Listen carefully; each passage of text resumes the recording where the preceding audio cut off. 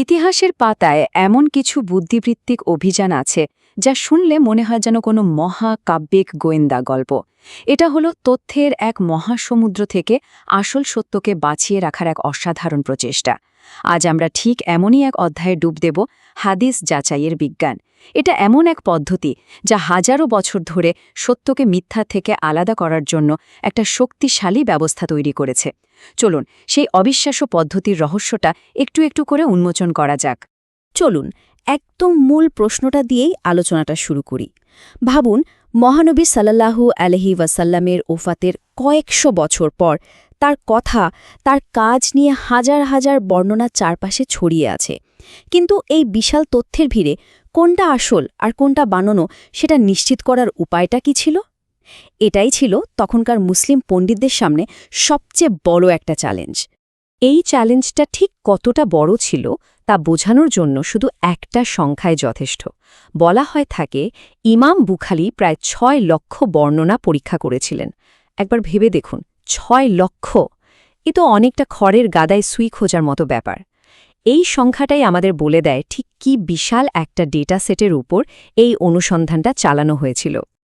তবে একটা জিনিস পরিষ্কার করে নেওয়া ভালো, এই ৬ লক্ষ মানে কিন্তু ৬ লক্ষ আলাদা আলাদা হাদিস নয়। এর মধ্যে ইচ্ছে করে বানানো যার বর্ণনা ছিল, একই কথা বারবার বিভিন্ন সূত্রে এসেছে, আবার একই রিপোর্টের জন্য একাধিক উৎস শিকলও ছিল।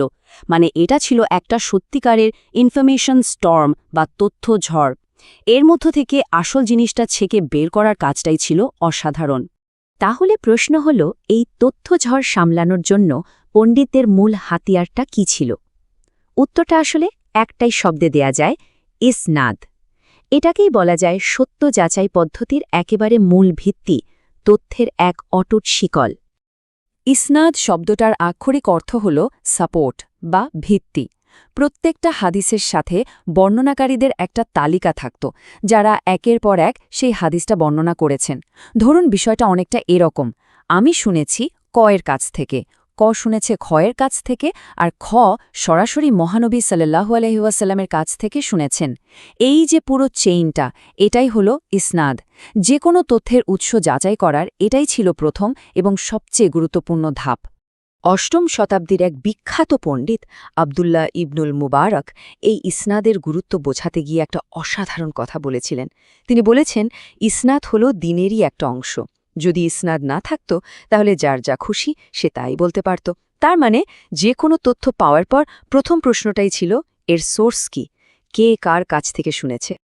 আচ্ছা, একটা শিকল তো ঠিক ততটাই মজবুত যতটা তার প্রত্যেকটা আংটা মজবুত, তাই না? ঠিক তেমনি শুধু বর্ণনাকারীদের একটা তালিকা বা ইসনাদ থাকাই যথেষ্ট ছিল না। সেই তালিকার প্রত্যেকটা মানুষকে, প্রত্যেকটা লিঙ্ককে খুব ভালোভাবে যাচাই করার দরকার ছিল। আর এখান থেকেই হাদিস বিজ্ঞানের একটা বিশেষ শাখার জন্ম হয়, যার নাম ইলম আর রিজাল বা বর্ণনাকারীদের জীবনী মূল্যায়ন। একজন বর্ণনাকারীর বিশ্বাসযোগ্যতা মূলত দুটো স্তম্ভের উপর দাঁড়িয়েছিল। প্রথমটা হল আদালা বা নৈতিক সততা, মানে বর্ণনাকারী কি ব্যক্তিগত জীবনে একজন সৎ এবং নির্ভরযোগ্য মানুষ। আর দ্বিতীয়টা হল দাবত বা নির্ভুলতা, মানে তার স্মৃতিশক্তি আর তথ্য মনে রাখার ক্ষমতা কতটা নিখুঁত। তার মানে শুধু ভালো মানুষ হলেই হবে না, মেমোরিও শার্প হতে হবে, যাতে যা শুনেছেন ঠিক সেটাই বলতে পারেন, এক বিন্দুও এদিক ওদিক না করে। আর এই মূল্যায়নটা কিন্তু যেমন তেমন ছিল না, এটা ছিল রীতিমতো একটা ডেটাবেস তৈরির মতো ব্যাপার।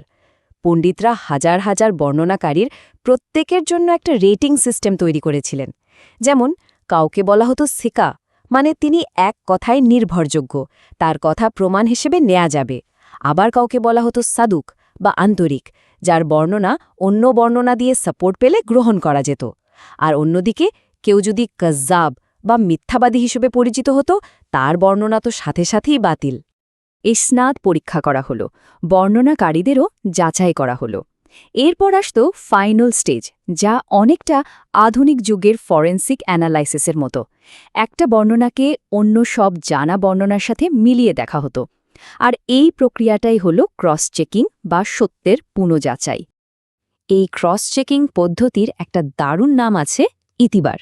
এর মূল কাজটা হলো একটা সংক্ষিপ্ত হাদিসের যতগুলো ভার্সন বা বর্ণনাসূত্র পাওয়া সম্ভব তার সবগুলো এক জায়গায় নিয়ে আসা, তারপর একজন গোয়েন্দার মতো প্রত্যেকটা সূত্রের বর্ণনাকারী আর মূল কথাগুলোর মধ্যে মিল বা অমিল খুঁজে বের করা। এই যাচাইটা হতো কয়েকটা লেভেলে। তারা প্রশ্ন করতেন, আচ্ছা, এই শিক্ষকের অন্য ছাত্ররাও কি একই হাদিস বলছেন? তারপরের প্রশ্ন, চেনের উপরের স্তরের বর্ণনাকারীর কাছ থেকে অন্য কোনো নির্ভরযোগ্য ব্যক্তিও কি একই কথা শুনেছেন? এমনকি শেষ পর্যন্ত এটাও দেখা হতো যে অন্য কোনো সাহাবিও কি মহানবী সাল্লাল্লাহু সাল্লামের কাছ থেকে একই রকম কথা বর্ণনা করেছেন। মানে প্রত্যেকটা ধাপে সাপোর্ট বা সমর্থন খোঁজা হতো। কিন্তু যদি কোনো বর্ণনা এই কঠিন পরীক্ষায় পাস না করতে পারত, যদি দেখা যেত একটা বর্ণনা একদম একা, তার কোনো সাপোর্ট নেই, যদি কোনো বর্ণনা তার সূত্রের প্রত্যেকটা স্তরেই একাকী পাওয়া যেত, তাহলে সমালোচকরা সেটিকে মুনকার বা অগ্রহণযোগ্য বলে চিহ্নিত করতেন। এর মানে হল বর্ণনাটি সম্ভবত ভিত্তিহীন এবং সেটিকে খুবই সতর্কতার সাথে বাতিল করা হতো। সব প্রমাণ সংগ্রহ করা, বর্ণনাকারীদের জীবনী বিশ্লেষণ আর এই বহুস্তরীয় ক্রস চেকিং শেষ করার পর এবার আসত চূড়ান্ত রায় দেওয়ার পালা। প্রত্যেকটা হাদিসকে তার নির্ভরযোগ্যতার উপর ভিত্তি করে একটা আনুষ্ঠানিক ক্যাটেগরিতে ভাগ করা হতো।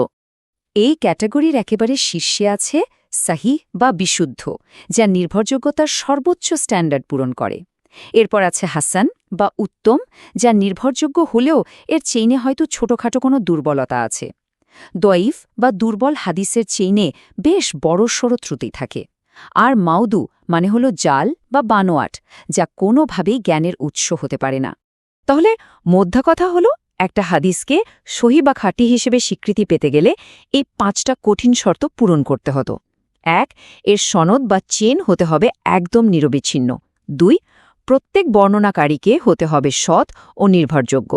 3. প্রত্যেকের স্মৃতিশক্তি হতে হবে নিখুঁত। 4.